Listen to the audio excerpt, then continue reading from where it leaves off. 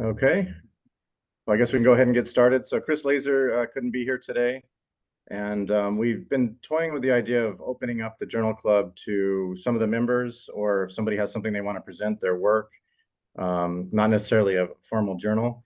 And we thought what we're working on with the Cultural Landscape Survey program is something that I think would be good to get to the members and also get feedback. So, it's not going to be a formal presentation of a paper and a discussion, but it'll be a walkthrough of some techniques that Ric is developing in conjunction with our group. So I think with that, I'll turn it over to Ric. That's the perfect introduction. And let's take this seriously. Really, this is a work in progress. I mean, I'm still figuring things out as I go along. I want to show you sort of a background of what we're trying to accomplish here and introduce you to this idea of an infographic and why we would want to develop an infographic in the first place. So I'm just going to assume that some of you might know a little bit that we are, as the Society for Cultural Astronomy in the American Southwest, working on this cultural landscape survey project. And Greg just reminded me before, we also call it a program. So it's a cultural landscape survey program. You'll see project in my PowerPoint presentation here. And then I promise this is the most wordy slide of all of them, just to get you going here. And so none of them have this many words, but let me just sort of just say what we're trying to do here. It's a comprehensive survey of ancestral prevalent sites with the goal of using new technology to document site orientation and horizon viewsheds. To date, the projects have included field work and data collection at Escalante Pueblo and Wallace Pueblo. And we've also done some preliminary field review at Lowry Pueblo. And so we've got a little bit of that. We still have to go back there and finish. The goal here is to standardize the data collection process as well as a reporting format. And so we've done this work and we're still kind of feeling our way through what this final output is and when do we call it closed and what do we have in our hands at the end of any one of these surveys. And so we're designing this repeatable graphic tool for describing key elements. And I should say that the tool I'm about to show you is not really it's not the know-all end-all. It isn't the final, it isn't the report in and of itself, but it is a feature that we want to do and then repeat it across all of our sessions and all of our work. I want to introduce you to this guy. I don't know if you've ever heard of him before, but it's a very, very important person for you to understand. And his name is Edward Tufte. And I'm just going to sort of just say, somebody jump in and say, yes, you've heard of him if you have, or you've never heard of him. I don't see anybody. Never heard of him. No. Okay, I encourage you to take that website down and just read about this guy. What he is a statistician and researcher, as I say here, and he really is sort of involved in the infographics and statistic movement. And he's also a researcher in his own right. And he's also sort of had some influence on what I'm trying to talk about here. And so this is not, he didn't do this. This particular graphic was done in the 1820s. And just to give you, I just want to kind of go through this real quick to give you a little sense of what we're doing here. Is this graphic is showing Napoleon's march into Russia during the 1812 war. He goes into Russia with 420,000 troops. And you can see in the tan band there how his troops are reduced at every battle, at every river crossing, all the way to Moscow. By the time he got to Moscow, the Russians had already essentially retreated and burned down Moscow. So he turns around, and that's the black band going back. It's the middle of winter. And so he went in on this huge journey and then basically returned during the winter. And you can see at the end of this campaign, he had 10,000 troops left, 420,000 to start with, 10,000 left. And all of the little elements along the way are, like I was saying, sort of river crossings with ice flows. There's some troops that broke off, did other campaigns. There are war campaigns in this. Anyway, just to show you this is just sort of the sense of why a graphic like this is really important, because it tells, several stories at once. And in this one, the emotional value of kind of coming out of this is is pretty devastating. And so Tufte didn't do this, but this is the kind of thing he works with. And if you read his books, these are the kinds of things he shows you. Let me just show you another one here. This is, and then we'll get off of Tufte and I'll get onto my thing. This is also an infographic. This is basically, what is this? Washington, D.C. Metro. It isn't intended to be an accurate map. You're not going to find your way to the monuments in this map, but it does give you a very good graphical summary of trains in Washington. And there's going to be 4 lines, and they're going to be color coded, and those are the stops and all of that stuff. So you sort of see that there's a way to sort of like present information with a lot of information at once. And this is really what I'm trying to go for here. Okay, let me introduce you to mine. I use this every day. Oh, do you? When I work in Washington. Yes, I bet you did. So anyway, so this is basically, I'm going to introduce you to this, and then I'm going to go over background and explain how we got to this thing. But this is becoming an infographic of a site survey. In the middle there, you see just an outline. This is Wallace Pueblo. It is one of the ones that we sort of did quite a little bit of data collecting and research from. And later in the program, I'm going to describe for you rings, what they mean and how that works. But you could tell there's not much here, except essentially the orientation of Wallace Pueblo. It's got a little line that shows you its ultimate, its orientation or its viewshed direction. But other than that, you can't really tell a lot. So I'm going to go back and then show you how we build this and what it's saying and why this is important to us. All right, everybody good so far? Excellent. So here's sort of the approach to the survey project. And so I've divided this up into pre-field work, into field days. We do 2 to 4 days in the field, and we have post-field work. And I won't read all of these for you, but you sort of get a sense that we have to do some data review and planning. We have to do some work in the field. This is sort of the stuff that we do. We use drones, we use transits, we use cameras to do this stuff. And sort of at the end, we spit out some information in a report. The yellow ones I've just highlighted for you here is the stuff we're going to talk about tonight. And so I've organized the talk. We're heading for this infographic, and I've organized the talk to say, so just kind of a little bit about data review before we go out, some of the things we do in the field, and then I'll sort of get you into the horizon and astronomical context on the way out the door. All righty. So to do the data review, we're basically doing a handful of things before we ever show up on the field. And so before we leave, we can establish sort of just essentially the simple latitude, longitude, and altitude of our site. We know where we're going. That's a very, very big preliminary goal. Just get that. We're going to use that information a lot of times in this thing. I do some local and regional mapping using ArcGIS Pro. I'll show you that in a second. Actually, I'll show you that right now. We've got 2 GIS Pro maps to show you here. This particular one, you can see it's a much larger context. Can I ask you guys, can you see my cursor if I'm here? Or can you see my cursor if I'm here? Yep. If you can, okay. So essentially, here's Cortez. What I'm describing here is sort of a regional GIS context for Wallace Pueblo. So this is really our site right here. You can see that in this particular thing, you see the Hesperus Mountains over here. This is Sleeping Ute over here. This is Mesa Verde across the bottom here. So you see sort of we're in the middle of this sort of big valley surrounded by big monuments, or mostly surrounded by monuments. And you can see that from this one, there's some shading that gives you elevation information and all of that. Rick, yeah. I'm sorry. I'm sorry to interrupt. Can I ask you what that program is that you're using to make that beautiful graphic? This one is ArcGIS Pro. And what ArcGIS Pro? Yeah, and what I will do is sort of at the end, I'll show you all of the different programs I'm using to sort of create all of this stuff. And so, but thanks for asking. And don't mind interrupting. I have that program. I have that program, but I can't do that.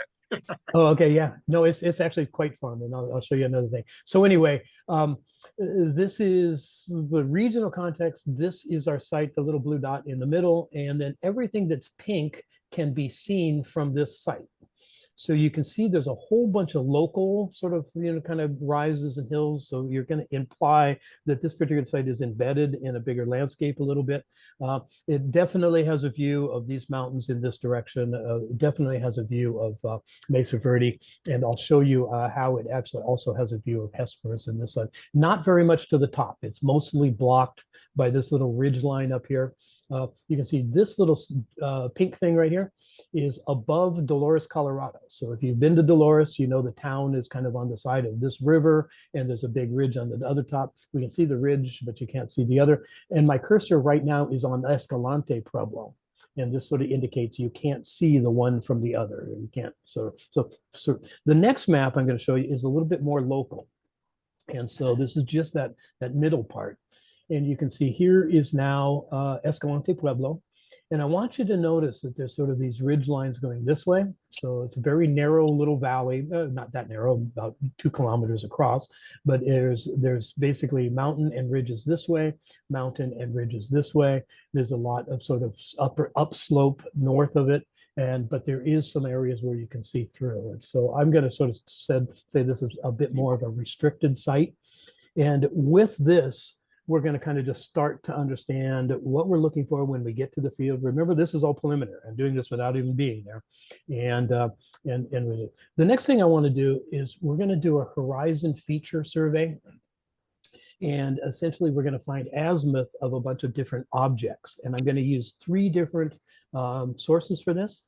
I can do this in ArcGIS as well, but it's actually a little harder. I prefer the other 2, but we'll do this. And what I'm looking for is the azimuth and altitude of certain landmarks that I want to find when I get back to the site. So if I go back to this coordinate, I'm looking at sort of the azimuth from here to Mount Hesperus, for example, from here to the top of Sleeping Ute, for example.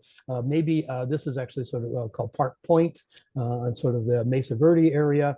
So I'm going to try to find those in a format that I can just kind of write down what I'm going to say are their horizon azimuths before I ever go out in the field. So I'm doing that. And to do that, I'm going to use a project called Hugin. And I'm going to show you there's a project called Hey, What's That? I learned about this from Chris Laser, and I sort of, at first I saw it and I thought, oh, this is kind of rough and all that stuff. But as I checked into it and I field verified and I double checked the information in this particular program against other things I said, it's actually accurate and it's actually really easy. And so I'm not going into detail about how to run these programs, but this is something you could just find on the internet. Just go in and do it yourself. You can sort of like just add your information, latitude, longitude, or it will search by just locations if you want. And you can see what it does. It spits out similarly a viewshed map, and it also spits out the azimuth to several mountains in the region. And it codes them this way as well. So it's a really useful tool. I don't use it for the final product, but I use it to get myself oriented to what's going to be visible when we get to the site. What are we going to be able to look at? What are we going to kind of transit and sort of like, kind of capture when we're there? So it's a really useful tool. Let me sort of just see if I got those. So we basically now have done a data review. And also happening here is we're reviewing literature. So if there's any literature about the space, any site work that's already been done, this is a good time to read through it, make sure we understand the context of what's happened before. This is also our time to just figure out when we're going to get there, how we're going to get there, how much it's going to cost to get there, what's the team going to be, all that stuff happens here. Then we sort of operate in the field. And so for the rest of the program, I'm going to kind of divide between transit and where we use a transit, what we're measuring and what we're confirming and why a transit's important to our project. And then I'm also going to kind of talk a little bit about photo documentation and how we're going to create a panorama. And that's going to sort of be part of the final presentation. So I'm going to kind of move into the field work and sort of the collection of data. And then we'll sort of end up with sort of some of the final products. And I'm sort of moving kind of fast. We're all right.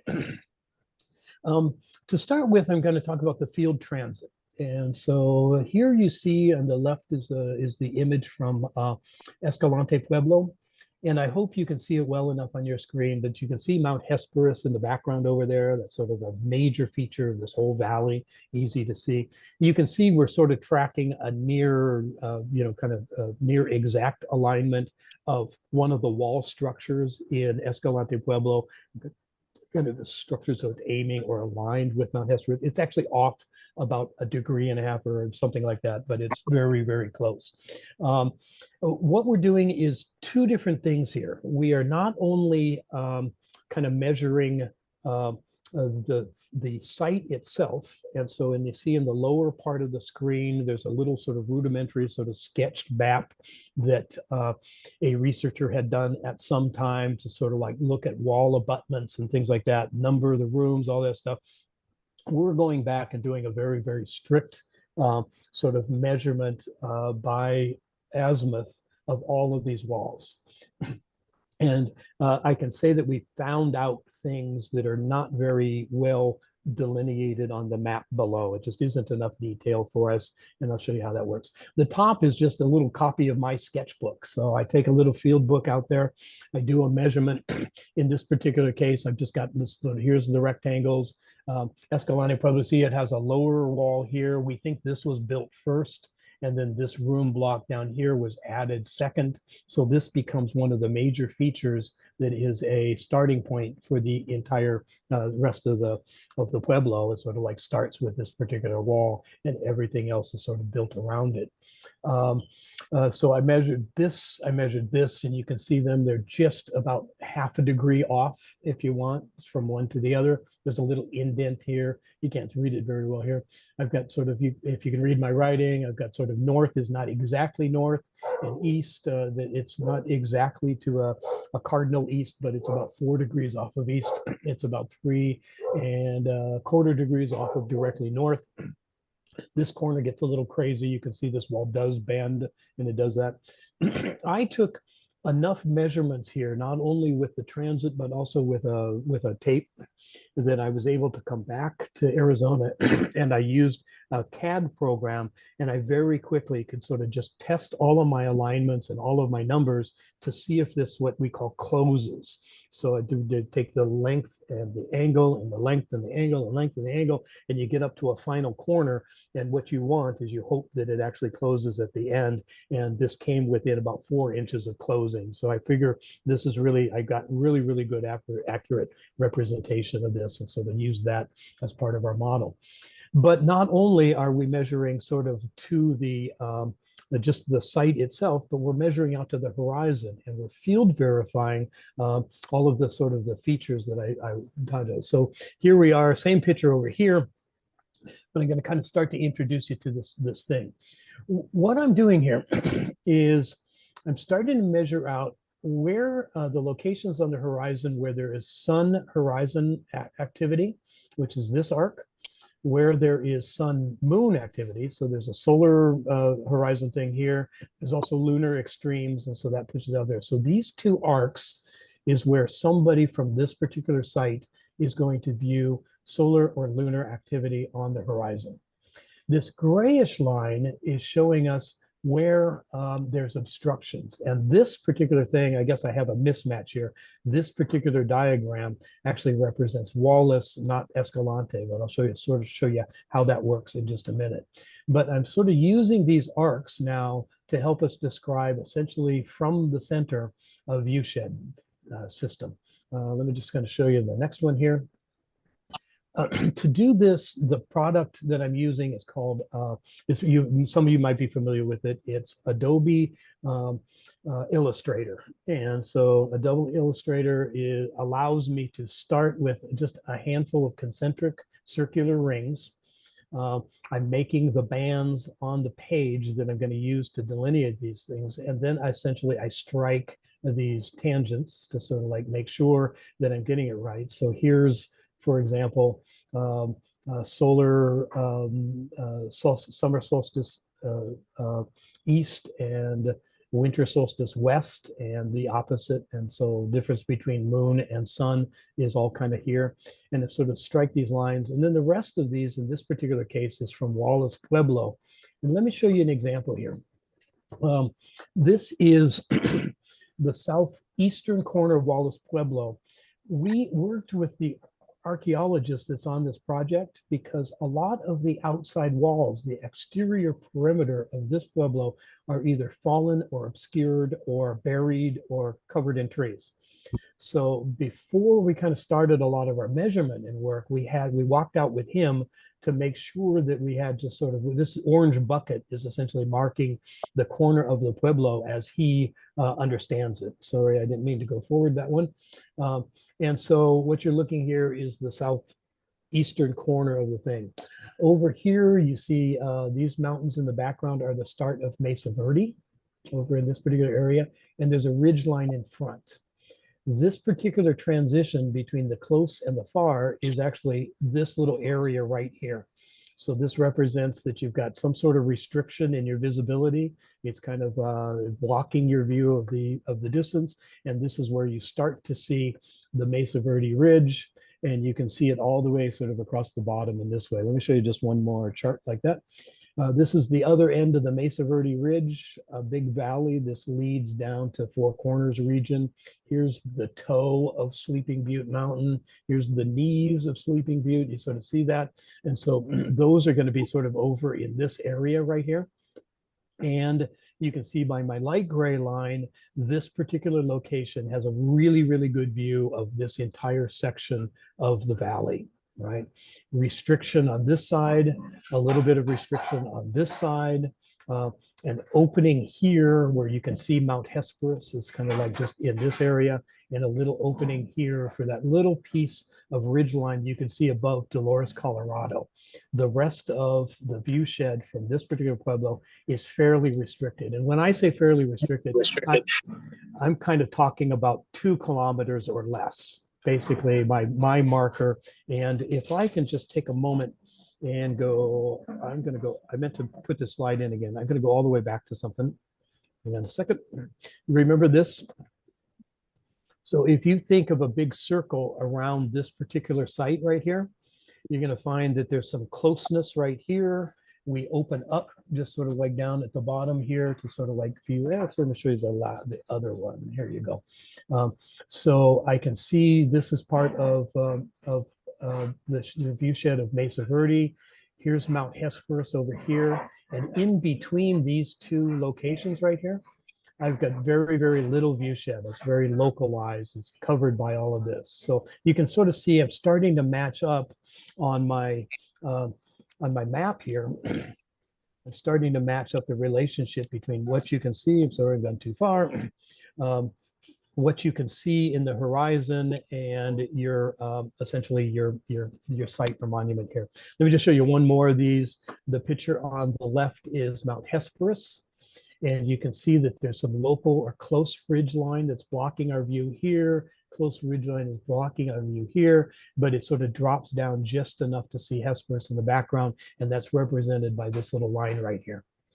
So now you're seeing 2 different things at once. And then I'll add this green marker in a minute. You not only see what they can see on a horizon, you can see where they can have a solar interaction. So the summer solstice is essentially going to end up right here on this thing because it's right sort of at the, kind of the tail end of that little mountain trail where you can see this.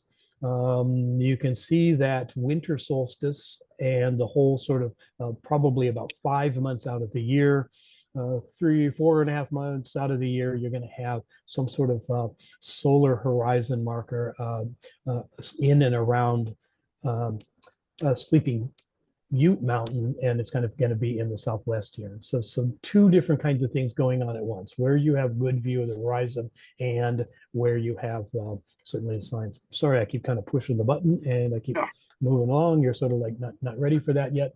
Last thing I was going to show you is this. I'm assuming, and so far in the 3 sites that we've been, there is a natural sort of public view shed or a public exposure.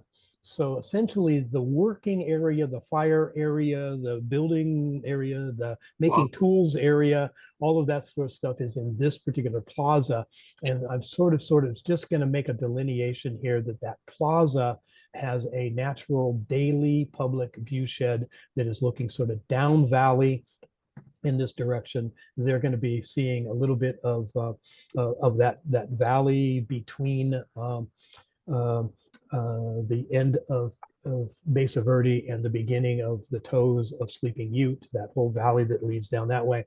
And in this particular case, it looks like they're sort of oriented so they can see people movement and animal movement coming kind of up through this environment. Before there was farms there, we feel like it was like a certainly an alluvial slope. There was certainly riverine kind of things going on, meanders, essentially part marshland, part organized into streams. In the early part of the century, last century, all of that was kind of channelized and formed into canals and that kind of stuff, and farmland was built. But this particular location back in the day was probably very amphibious, if you want. I think lots of frogs, toads, that kind of thing, lots of stuff. And it probably would have been a natural area for all kinds of different sheep and deer and that kind of stuff to move up and down valley. So they had themselves a really nice little location for that. So this is really sort of how we're kind of coming to grips with the super graphic thing. There's one thing I regret I haven't been able to add for tonight, but I'm going to tell you it's very serious part of this is, and this is actually Brian is going to get credit for this, but I was envisioning putting a little sort of mountain exposure around the inside of this. Now we're actually going to sort of decided to put it around the outside. So I'll show you in a minute how we're dealing with panoramas, but these circles are going to be wrapped essentially with a panorama of the view shed that is taken from the particular site. And that's going to be sort of the completion of this particular part of the thing here. All right. Rick, yes. Two things. Could you Yes. go back one slide? Yep. And could you, okay, I needed you to adjust your laptop camera so we could see more than your mouth. Okay. One thing I wanted to emphasize here is when you were talking about the difference between the near horizon and the far horizon, when it comes to the interacting with the solstices and things like that, you'll always see the sun setting on the horizon at solstices and equinox positions on this in this graphic, but it will be on the near horizon as opposed to the far horizon. That's correct. It doesn't sort of stop your view of a sunrise by any means. It's just sort of like just go to, just wanted to kind of think about where essentially this view shed takes you and how much of the territory you can see in this particular case. So you're right. We shouldn't imply that. The other part is both of these things have trees. I didn't count them, but if there was some sort of big blockage nearby, that could also be marked here. Example, here's another example. If this was a cliff dwelling, you could do the same thing, right? It has half of the view. And so you would have something like a 300-degree or 180-degree view shed, but you would have essentially a complete non-visibility of the whole backside. So I can imagine a situation where we find a pueblo that is backed up against a cliff. Another good example would be in Chaco Canyon, right? Many of the pueblos kind of line up against a cliff face that sticks up about 400 feet behind them. That would end up as a really kind of a severe black back here that was just basically sort of eliminate their view of any kind of horizon at all. So it sort of gives us options to mapping. It's a little bit subjective, I agree, but anyway, it kind of helps. All right, I'm going to kind of move away from the transit work, but I just wanted to just say that what Greg and I have done is we very specifically field verify all of the peaks. So everything we sort of took with us to the field from, hey, what's that? Sort of the mountain peaks, everything we identified. Greg is a great partner to have in this because he's lived in the valley and he knows the name of every peak. So that's pretty easy. But one of our things is I run a transit. He basically kind of has a documentation process, and we basically go and field vary the exact azimuth to all these peaks.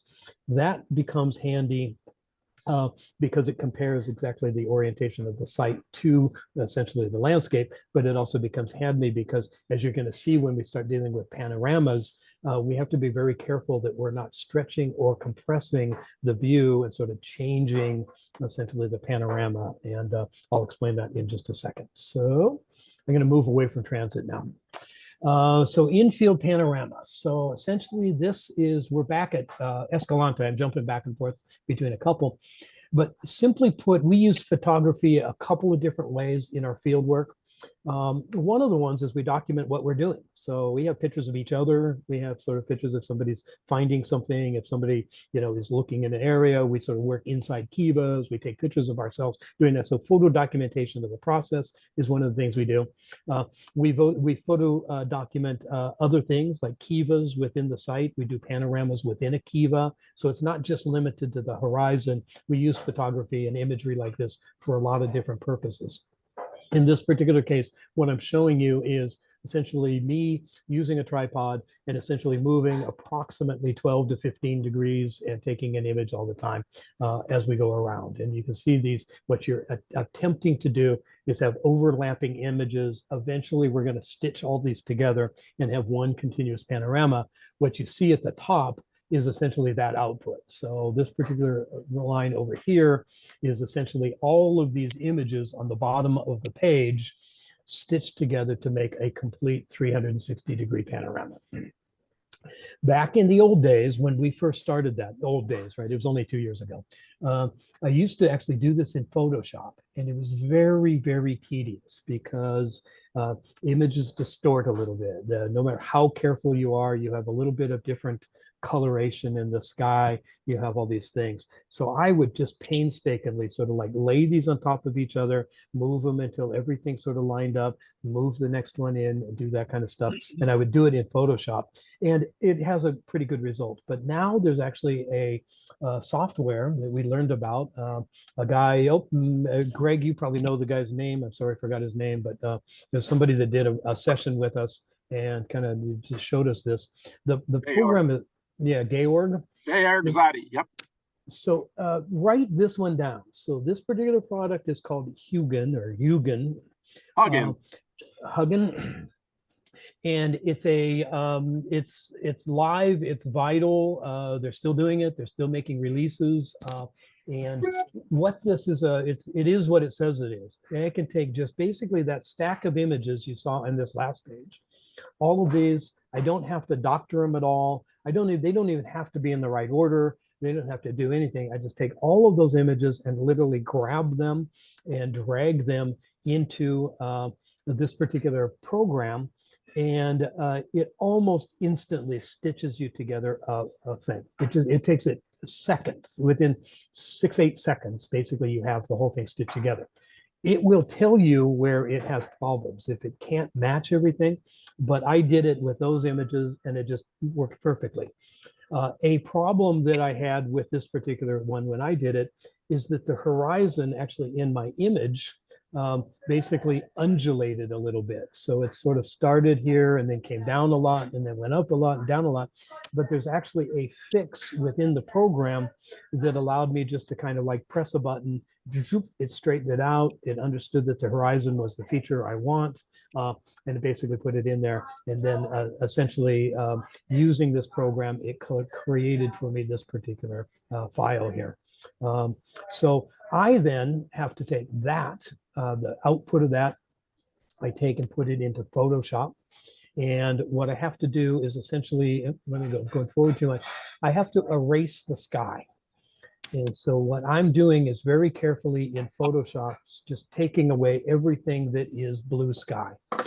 So I'm just basically just sort of taking everything that isn't the ridge line itself disappears. And if you know the term, that's basically creating an alpha image, which will give me all of the landscape in the foreground, all of the mountains in the distance, but essentially no sky, no clouds, no nothing. I should probably say this is handy to actually do on a day like this. And you can basically see there's a clear distinction between mountain ridge and sky. And so that's kind of a very, very important because it's easy in Photoshop just to sort of like pick colors. You tap on it, it lights up, it outlines a whole bunch of stuff that's about to be removed. You push the delete button and it goes away. You move on, you sort of like do that through the whole thing. And so with all of that, well, then I end up with this, and you can see the sky is gone. Here is Sleeping Ute, for example. Here is Mesa Verde. Here is Hesperus. This is facing north. Here's Greg and Ray. They're not doing anything. Yeah. Somebody else is doing all the work. You sort of see how that works. And so anyway, that's kind of it. So now I have this particular product. So I've basically got a panorama 360 stitched together, alpha'd and the sky removed. And then I'm going to put it into another file. I'm going to go to another file. It's called Starry Night Pro. And so here I'm just kind of going to remind everybody that what this is an image we saw before. So here's this alignment. Here's Mount Hesperus over here. And I'm showing the same thing in Starry Night Pro. So this is the image I just showed you, the horizon, loaded now into an astronomical context. And now what we can do is not only sort of see alignments and that kind of stuff, but we can see how things kind of line up and all that stuff. I am going to just take a moment here, and I'm going to stop share. I'm going to launch Starry Night Pro for a second and just kind of show you a little bit about the power of this particular thing. So this is just a little bit of a stopping point, a break. If anybody has any questions that they want to sort of ask at this point, it's just going to take me a couple minutes. I'm going to stop share, launch that, and then go on. Sound okay? I have a question. Yep. Rick, before you, is that program easier for you to use than Stellarium when it comes to putting panoramas in a program? I'll tell you what, let me get it open and then I'll tell you what I've observed as the differences, because I've tried a couple of them and maybe you've tried a couple of them, but I'll just kind of show you sort of like what might be the difference there. Good question though. Thank you. Yeah, one thing I wanted to mention about taking the photographs when you take the photographs to do the program before you put them in, is that you have to have a level head on your tripod. It has to be a level. In other words, you can't be going like up and down. Yeah, you want to be. You want your field of view to be around 50 millimeters, which is human eyesight. Yeah. What Huggin has a lot of problem dealing with is if you're like really, zoomed in or, way zoomed out, You're right, except it will do it. And it so will do it. That's kind of the fun part. To make it easier and more accurate for the program, you want to give it the least amount of information to rectify.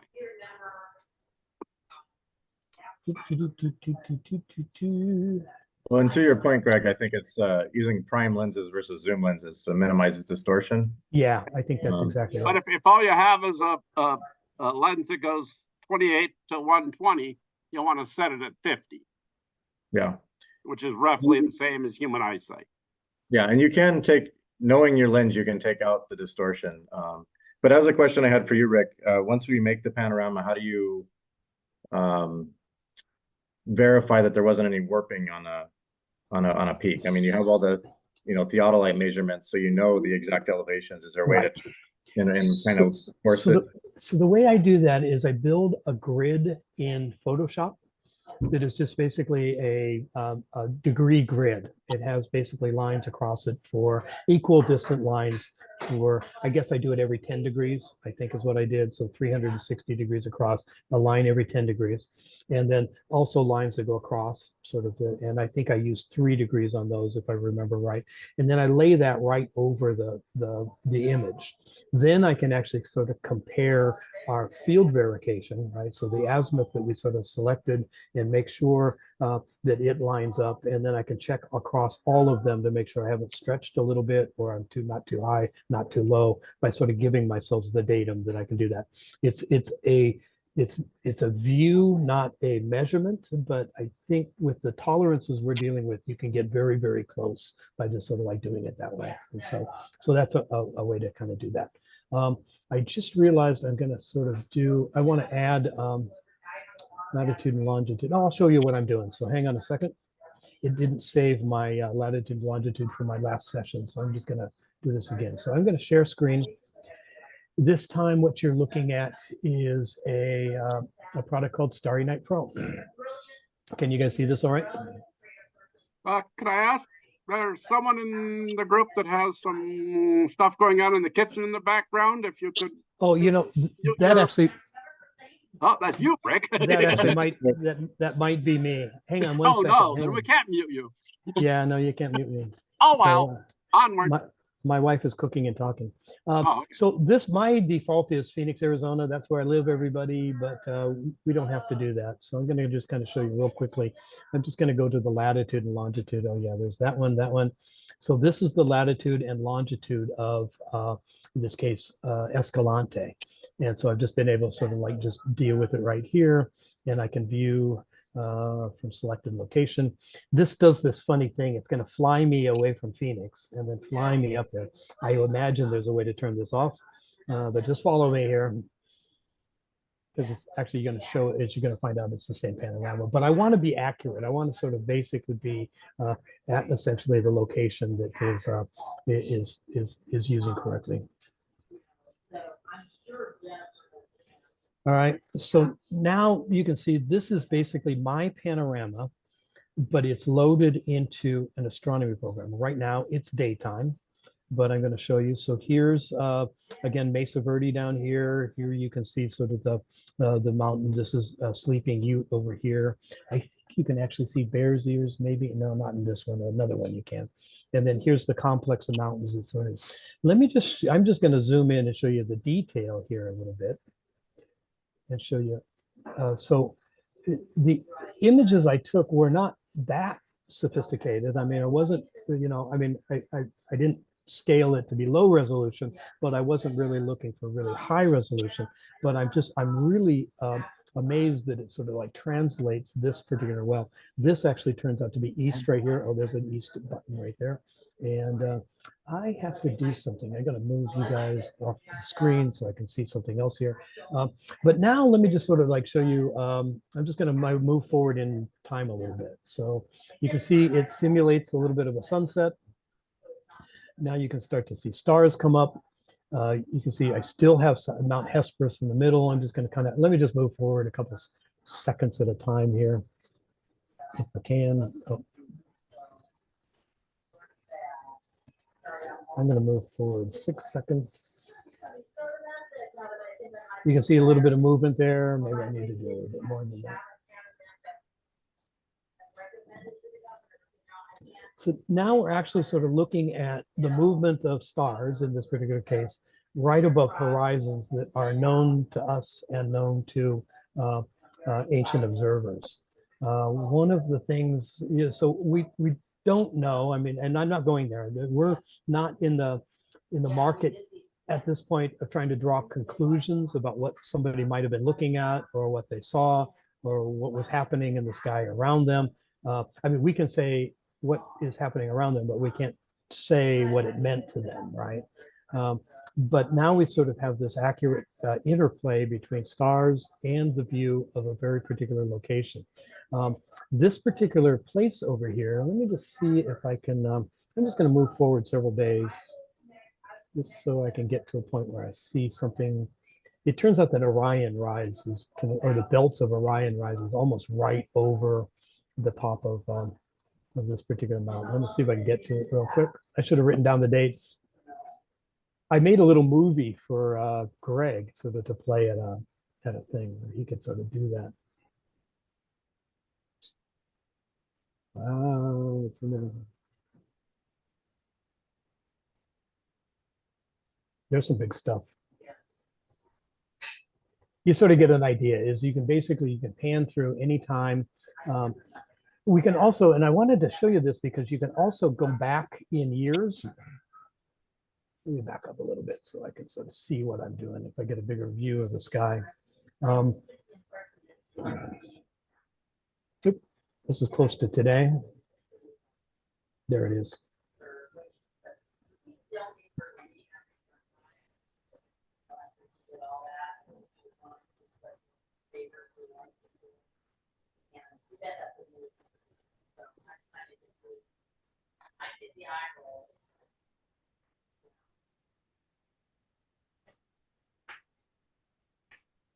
Yep, there's Orion over there. So I just Oh, there's Orion.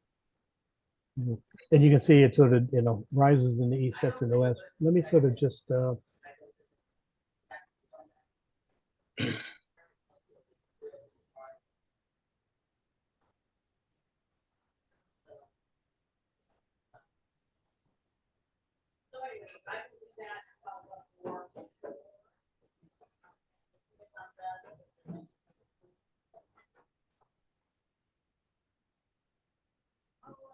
Back over to the east.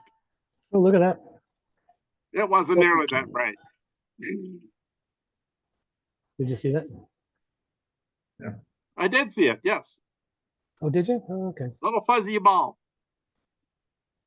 It looks better in this, doesn't it? Yes. Here's you see Orion. So let me sort of just zoom in here real quick. So these are the belt stars. Alnitak, Mintaka, and Alnilim, or Alnilim, Alnitak, and Mintaka, sort of do. And you can sort of see from this particular simulation that those stars are essentially rising right over or nearly right over the peak over here.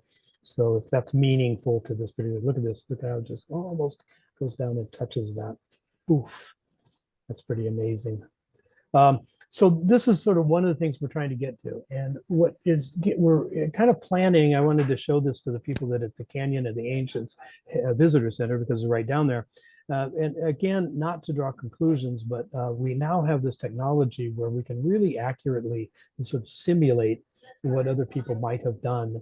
And it takes all of the rigor of the transiting, the photography, the way we sort of lay it out, the way it just gets into this particular system to do that. I'm going to just take you to another thing that I know is happening. It was, I don't know if you know this, Greg, but it was basically 2 years ago that we were there doing this field work. Do you know that? Well, just 2 years ago? 2 years ago. Or maybe it was, I don't know. No, just 2 years ago. Yes. So I'm going to go back there. I just want to show you something here. So basically, I'm going to move forward to sunrise or backward to sunrise on this particular day. And I want to show you something here. So there's Mount Hesperus. I'm going kind of over towards the east. This Pleiades are starting to come up. This might be what you call a helical rise of the Pleiades. I just want to move forward a little bit.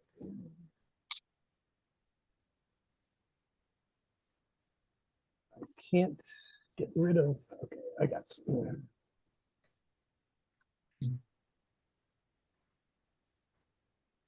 Okay, so notice where the sun is about to rise, right there. Oops, I have the wrong date.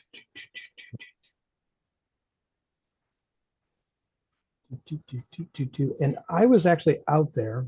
I can kind of show you. See how the sun is rising kind of just between these two little goobas right there? All right, I'm gonna, so remember this image, right? The sun, there's this little ridgeline of mountains here, sun right here, and all this stuff. So during one of my visits, I actually drove up to this particular site early in the morning.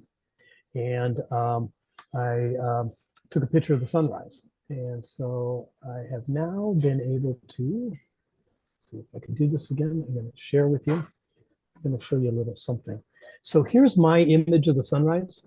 And you can see that here's that little ridgeline we were talking about. Here's the sun peeking through and all that stuff. And what I did is I took a comparison of the two. The bottom screen here is a screenshot of the simulation I was just showing you. And the top screen here is the sunrise that I took 3 years ago. Just to kind of like show you here that this is, you can see in this particular image, the same foreground features are here because it's essentially the same area. You can see that the sun's rising in the same place, and you can sort of see how well this particular thing matches up. And it's always a surprise when everything kind of just works at the end and say, oh, that actually worked. And so that was kind of a high for me. I wanted to talk a little bit about other astronomy programs. I have never seen anything to date that works this well with handling a panorama, but I also have to admit that this particular product it's really not easy to put a panorama in. You actually have to go into code. So there's a text file embedded in the program, and you have to rewrite the text file, and you have to do it in a very specific code. And then you have to, of course, put your image in the right place, save all these things, load it back into the file structure that Starry Night Pro is going to read.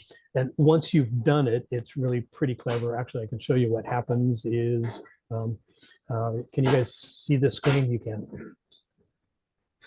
Over here, I have Horizon. All of these are Horizon panoramas that came with the program. And you'll see here, I have my Escalante is right here. Oh, it's actually this one right here is the one you're looking at. And then I'll have to explain, now that I exposed you to this, I also have an Escalante flip, but I'll tell you sort of about that in a second. So, so I've never seen anything that this accurately with the photo quality that we like, that we would be looking for this thing in any of those programs. I have used Stellarium before and loaded imagery into that. This also allows you to essentially, what am I trying to say? You can very, very finely adjust the azimuth, because of course it matters how you made your panorama to make sure that the mountains are actually at the azimuth that they're supposed to be. Those adjustments, you can also sort of adjust for an astronomical horizon and sort of get that tucked in there really nicely. So it gives you all those adjustment tools. Just very hard to use because you have to actually do it in a text file rather than in another way. Let me show you another thing here. So this is something I use a little bit. And let me just sort of just do this view. I'm going to go enter full screen so you can sort of see it. What I did is I took basically this image. You can image capture in this particular program. And so now what we're looking at is a full circle view of the horizon.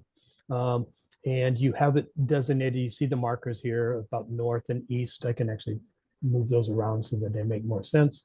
I've got north and east and south and west and all of that kind of stuff.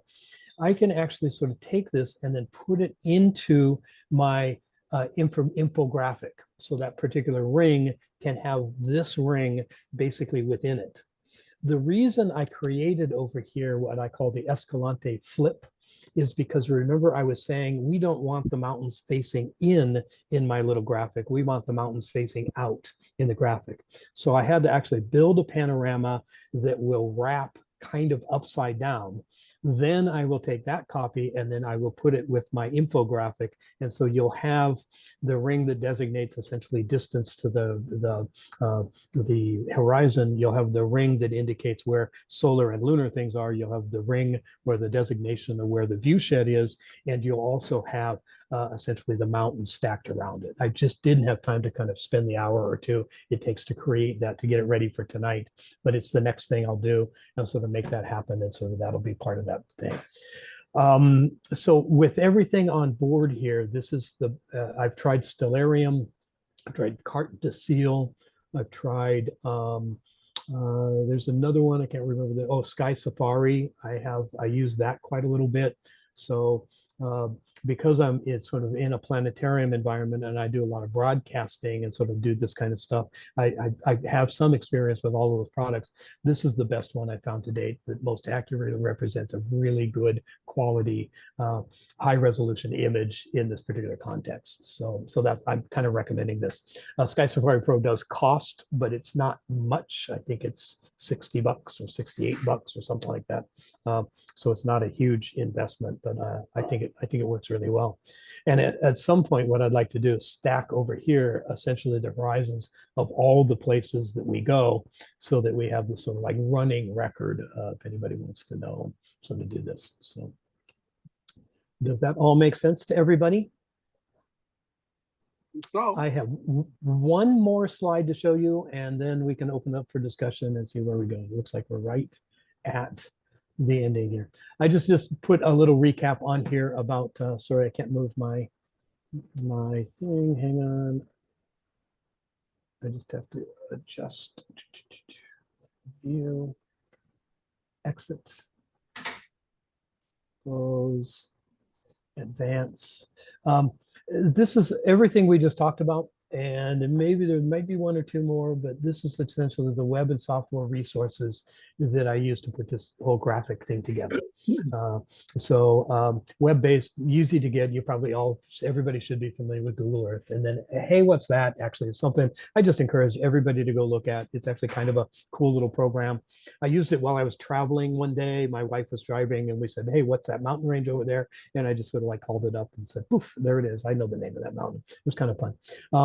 I use both a PC and Mac, and that's kind of unfortunate because that seems like it might be an investment, but I haven't figured out the other.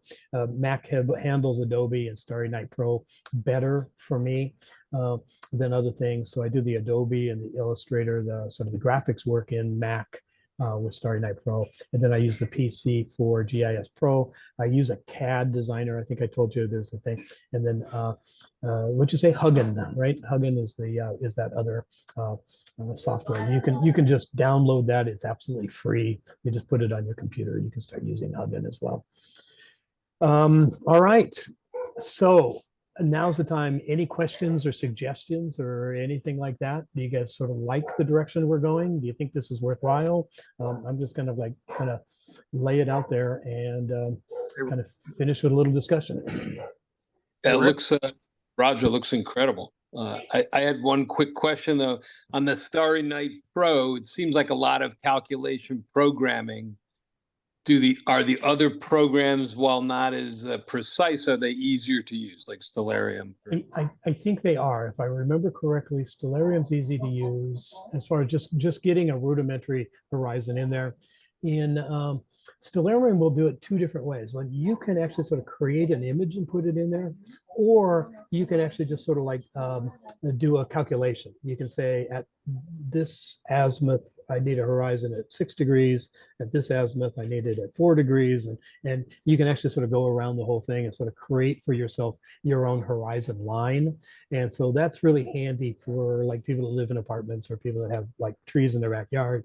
They can sort of just they can calculate and get rid of the stuff that they can't see anyway. So, but there is a way to sort of get panorama in there too. And I haven't done it in a long time, so I can't remember all the details. But to get the stars, the Starry Night Pro is the only one who will do it, not no, they'll still, you can use an image and they'll still sort of run the planetarium behind it. You can sort of see this and that. I'm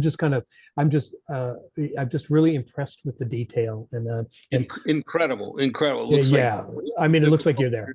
Program. And Hey, Rick. Yeah.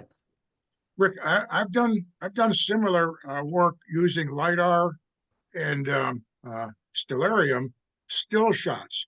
But it seems to me there's no reason that if you can't visit, a particular site, but you have LiDAR data, that you couldn't apply this same principles using LiDAR and work that into Starry Night Pro. No. I think you're right, and you're touching on something that we kind of talk about as a group every once in a while. Is like, is there ever enough substitute for just being there, right? Do we ever get to the point where we can do a really detailed analysis and not have to go? Like Greg did a presentation on just this wonderful sort of like monument in Peru, and I started looking at it in Google Earth, and I sort of like said, I think I have enough information. I could actually sort of sketch this thing out. I could kind of recreate what this thing looks like, and I think I could kind of create a planetarium sort of view shed for this particular monument just by the data we have. I think it's kind of possible, but I still feel like field verification, getting out there, just double checking, and the things you might miss or you wouldn't see or things that are important might not be there. Also, right now, today's discussion was about macro, right? The whole site and the whole site flowing out to a horizon. We're also endeavoring to kind of explore sites that might be with interior monuments. So an alignment of stones or something like that that are kind of embedded in the monument itself, that kind of stuff. I think you'd have a hard time finding enough good resolution data to sort of get to that particular level. So I think the field verification is probably going to be important, I guess. Those are just ideas. I'm not sold on. What I think this whole process does is it sets us up better to find out what we're looking for and narrow down what we're trying to look at when we go to the site. Yeah, the Rather more than going work we out there can, every yeah. day of the year just to see what happens. You can narrow down the times and discard sites or keep them in, you know. We believe that there is yeah, it's very important to have that sort of field work. I'm just gonna, And it's not all about, and the preparation for the field work, I guess that's where I was not gonna all go. about, for us, astronomical cycles. You know, the sun and the moon, places they rise and set. For us, it's about connections to points on the horizon that may not have astronomical, you know, orientations, but they're still important. Okay, you guys following along here? Here's how deep it is in the program. So I'm gonna sort of just say, here's my work that I added. So everything from 92 and above came with the program, but I added Escalante in both formats, the flipped and the non-flipped. And if I just open up this particular thing, can you, oh, you guys can't see that. I have to stop share and reshare. Hang on a second.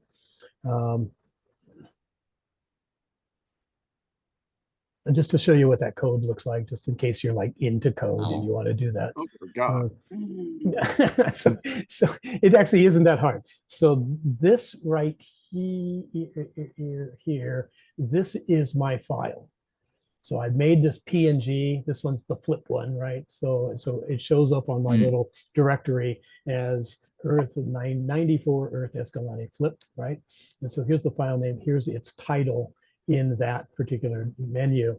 And so really, I just have to make a copy of something that's already there, add my information, load these correctly.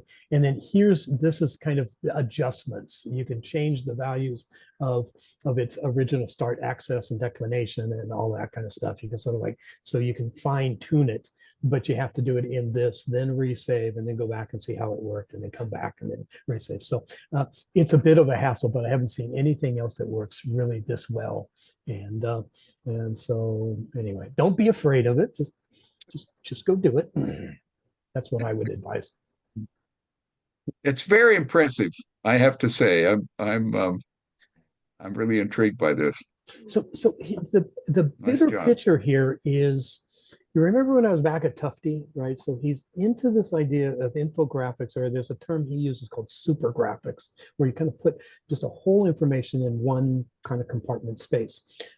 He's also a statistician, and so he understands essentially the value of having a whole bunch of information relatively, kind of easily grabbable. We think the same thing. I think that having 3 or 4 or 5 sites that we have ramped up to this level of detail is going to tell us some things. But what if we could get to the point where there's 800 or 900 or 1,000 sites, and we can start delineating them by altitude or by slope condition or by, so like Escalante is on a ridge, on a hilltop. And so there is absolutely, it could have been oriented any direction.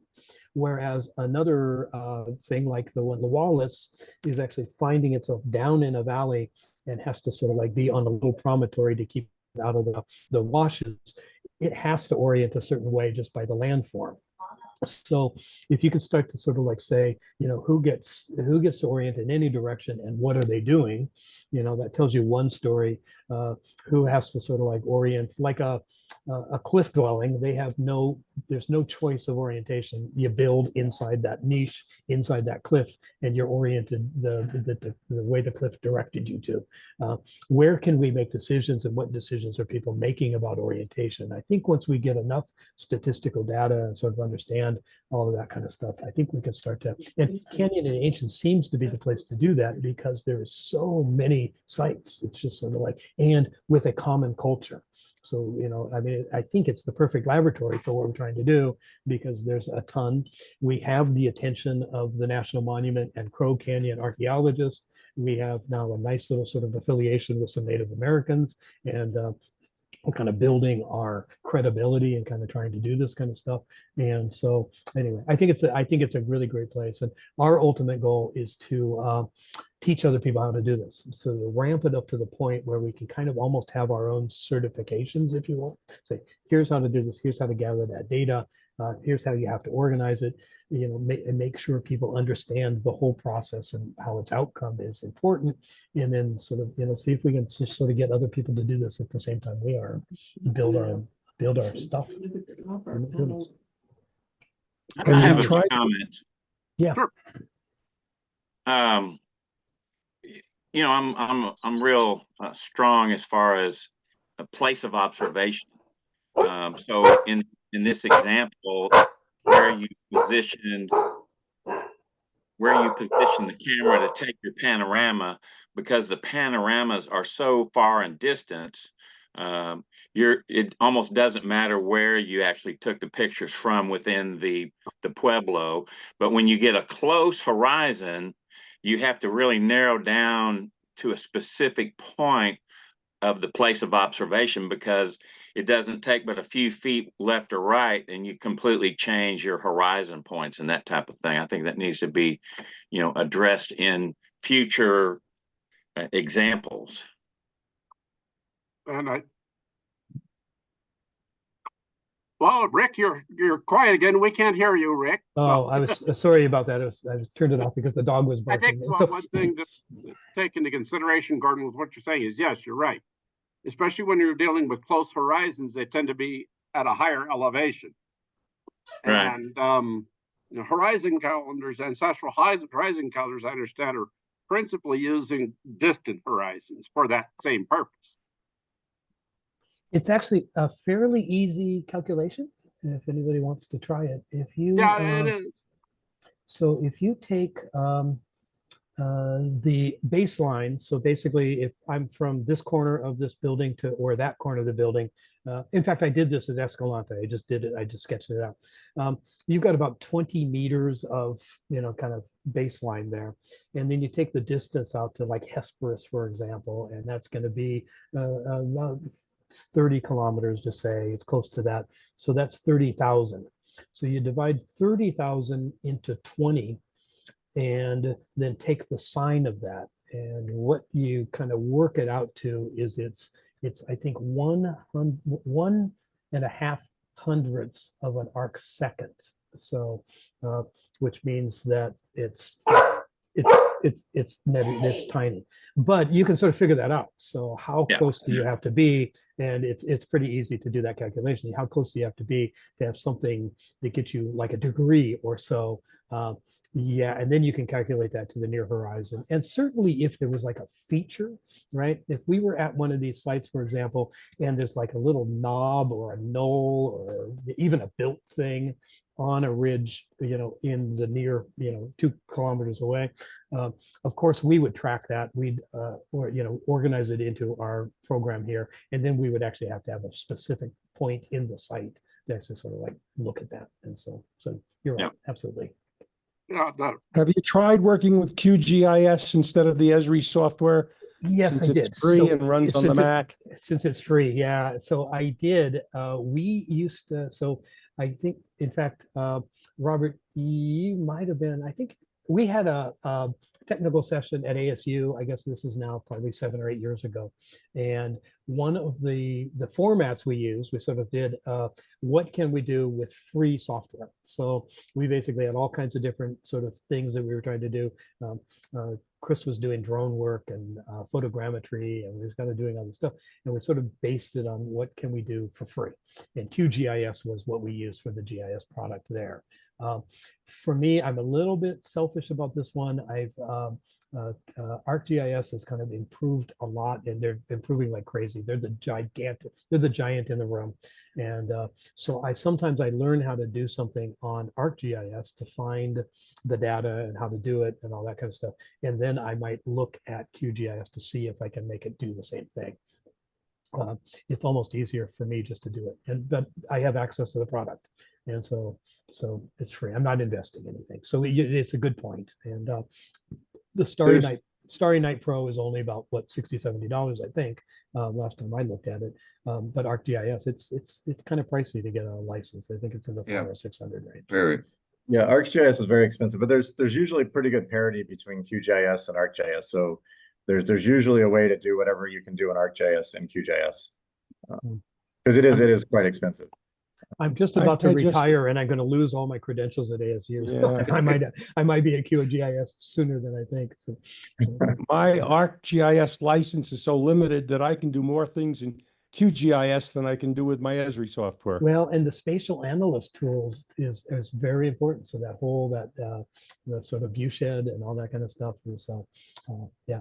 There's something I want to learn to do or find somebody that knows how to do it already. But I would love to here. Let me share screen. I would love to sort of I'll just kind of doodle with my thing. I would love to find a graphic that will actually draw this sort of Bezier line that goes, you know, into the distance and then back again and this way and this way. You know what I mean?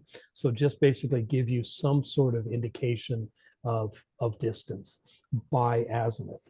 And I would imagine that some really hotshot person that really knows how to code and how to do that in either QGIS or something could come up with that. And then you could have, instead of that like pink shading view shed, you'd actually have an outline of the furthest you can see at this particular point. What is the distance at every azimuth that you can actually see? That would be a super tool. And I don't know if it exists yet. If anybody knows, anybody wants to build that, let me know because I'd love it. Well, you know, on the Hey, What's That app, you know, Yeah. it gives you a horizon profile. It does. I mean, couldn't you wrap that as a panorama? I mean, Yeah, is that I'm not interested in that in much as the panorama as much as I am the spatial distance on the land. So, Oh, I see. I'm Yeah, thinking yeah. about mapping it from the top down. Right. Sort of Okay. some sort Yeah. of descriptor. Like you could take, I guess you could take the view shed thing that I showed you and just sort of, you know, I guess you could almost pencil it out, you know, so here's the distance over here and this one's close and this one's, I don't know. Yeah, I'd like, somebody will automate that someday. I haven't seen it yet, but that would be kind of cool to do. Maybe that's a retirement project. Maybe I could do that. So. All right, so you guys think this is kind of worth pursuing and kind of like stay with us? And, Well, I think see where this goes? what this is doing is it's building a way to document, like I said, what we're all trying to do is document a cultural landscape. Document the landscape as a single object. An archaeological site is not just a dotted line around it. It goes out to the horizon, goes up into the sky.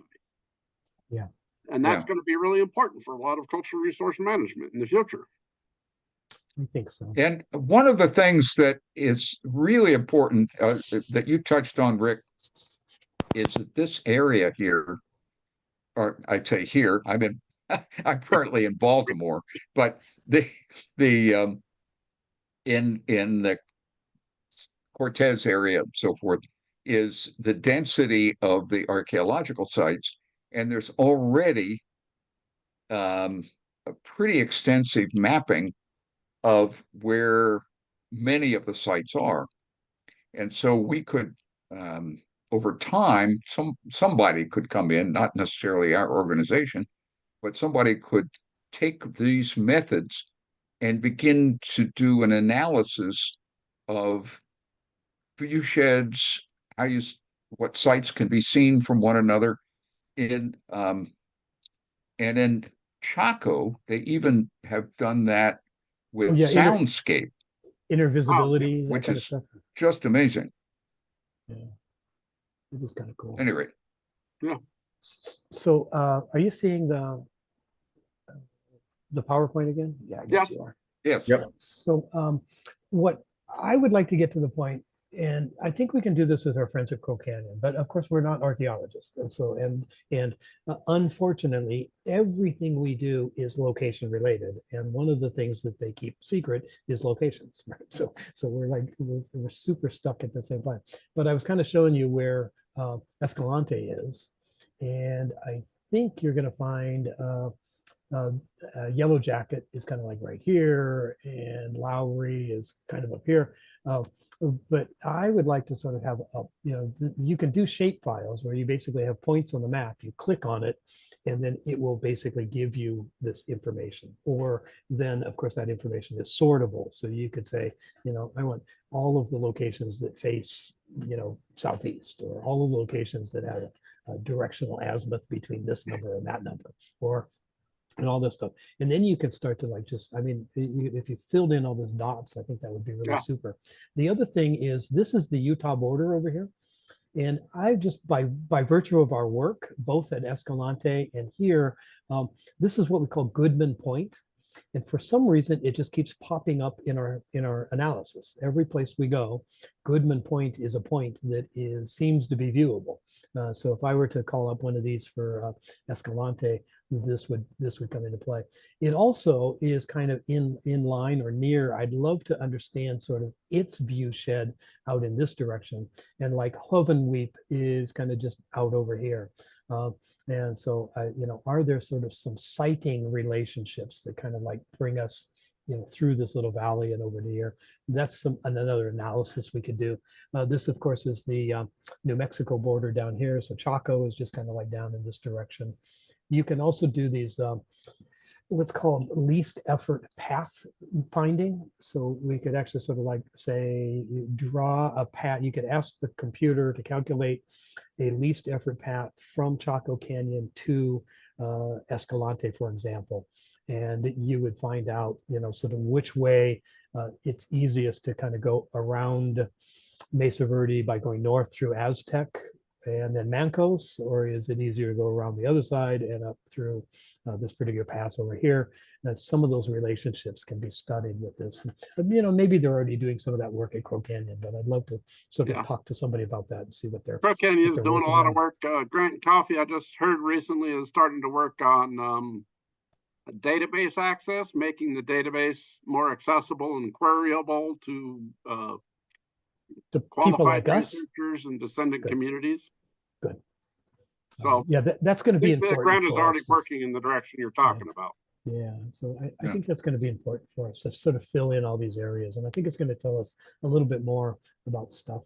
There was a really cool presentation at either I forget where it was. It was Crow Canyons or anniversary conference or last CCPA conference that somebody was looking at just what you were talking about, the least effort pathways between, that's right, it was CCPA, it was between like South Park and Colorado Springs. There was this transport going back and forth.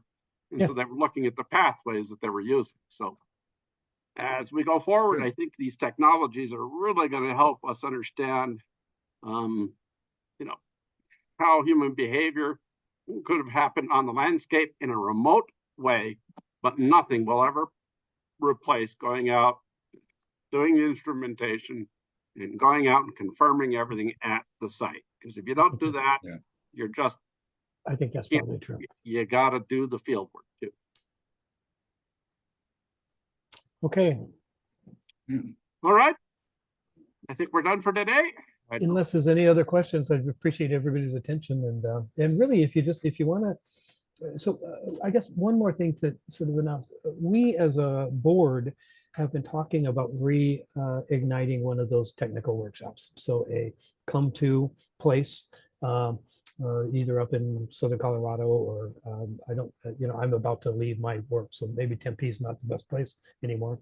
Actually, Karen is still here. So I guess we could do this. And but we're talking about sort of, one of those day or day and a half things where we could really just sort of like get into this and show people, how to manipulate this data. There's a whole feature of what we're doing that I didn't even talk about tonight, which is the digital elevation models that we make with the drone flying. That's just as relevant and just as important and just as technically, fun as what I'm doing. And we haven't even talked about that tonight. So there's a whole sort of kind of area that we're still, it's part of our plan, but we're not doing multi-component, multidisciplinary program we're putting together. No, we're going to do is find a way to fund it.